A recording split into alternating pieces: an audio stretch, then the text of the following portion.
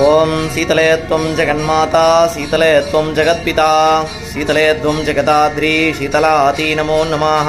नमो हिरण्यवर्णां हरिणीं सुवर्णरजतस्रजां चन्द्रां हिरण्मयीं लक्ष्मीं जातवेदो मावः तामावह जातवेदो लक्ष्मीं मनपगामिनीं यस्यां हिरण्यं वन्देयं कामश्वं पुरुषाणहम् अद्वपूर्वामृतमध्यां हस्तिनादप्रबोधिनीं श्रियं देवीमुपप्पये श्रीर्मा देवीरजुगदां तां सोऽस्मितां हिरण्यप्राहारामार्त्रां ज्वलन्तीं तृप्तां दर्पयन्तीं पद्मे स्थितां पद्मवर्णां तामिहोमप्पये श्रियं गन्धद्वारां दुरादर्शां नित्यपुष्टां करीषिणीम् ईश्वरीगुं सर्वभूतानां तामिहोमप्पये श्रियं चन्द्रमा मनसः काममा ऊतिं वाचः सत्यमशीमहि पशूनां रूपमन्यस्य मयि श्रीश्रयतां यशः।